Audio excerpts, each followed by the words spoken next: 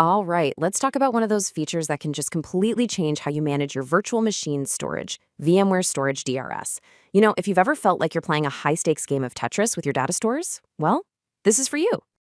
Does this whole scene feel a little too familiar? You wake up, there's an alert, a data store is full. Or maybe you get that dreaded ticket about a super sluggish application. And then you have to spend the rest of your morning just shuffling VM files around. It's this constant juggling act, and honestly, we've all been there. And yeah, that juggling act, it is a massive headache. See, manually managing storage isn't just a one-and-done task. It's this persistent, resource-sucking problem. You're always in reactive mode, never quite getting ahead of things. It's kind of like trying to organize a gigantic, constantly growing warehouse by hand. It's just not sustainable.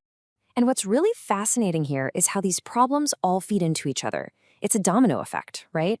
You get these performance bottlenecks because one data store is getting absolutely hammered with I/O. Meanwhile, you've got other data stores just sitting there with tons of wasted, empty space.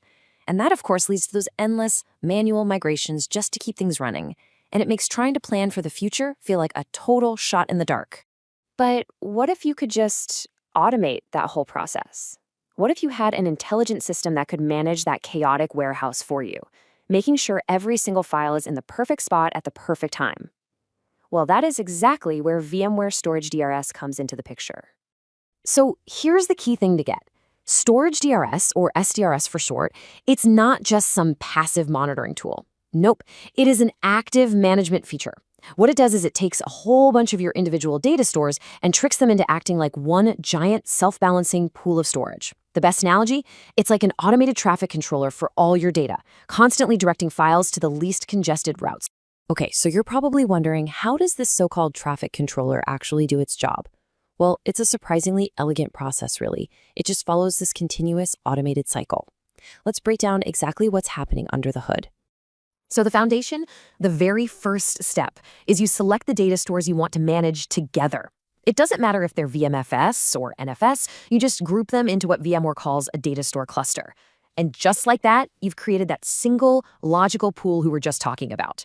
From this moment on, you're managing the cluster, not all the little individual pieces. And this right here, this is the magic. This is the full cycle.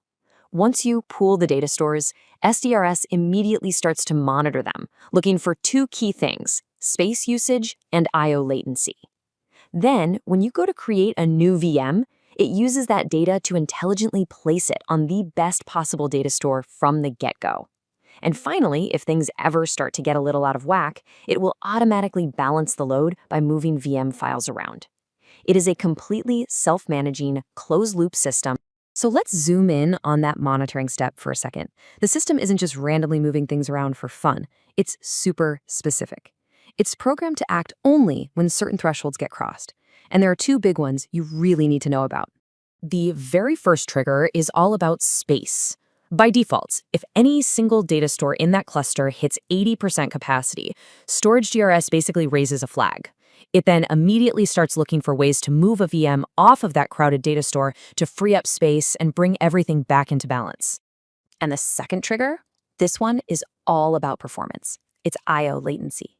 If the system sees that a data store's latency is hanging out above 15 milliseconds, it recognizes that as a performance traffic jam. So what does it do? It'll recommend moving a really busy high I/O VM to a quieter data store to smooth things out for everybody. Oh, and it gets even smarter. Say you need to do maintenance on a storage array. You just put the data store into maintenance mode, and bam, Storage DRS automatically moves all the VMs off of it for you. You can even create rules to say, hey, these two critical VMs need to stay together on the same data store, or the exact opposite. You know what? For redundancy, always keep these two VMs on separate data stores. It's incredibly flexible. Okay, so we've seen how it works, but let's talk about the why. Why does this all actually matter to you and your team? We can boil it all down to three major payoffs. This table really connects the dots perfectly. That data store cluster feature, that directly translates to simplified management. You're managing one big pool, not 10 different data stores. Initial placement, that means your new VMs are optimized from day one, no guesswork. The proactive load balancing means no more performance hotspots. And that automated rebalancing, that means you get way better capacity utilization out of the storage you already paid for. So, are you convinced? Awesome. Setting it up is actually pretty straightforward, but there are a couple of key decisions and best practices you're going to want to keep in mind just to make sure you get the absolute most out of it. The biggest choice you have to make is the automation level. Think of it this way. In manual mode, Storage DRS is like your trusted advisor. It'll pop up and say, hey, I recommend moving this VM over here, but you have to click apply to make it happen. You have the final say.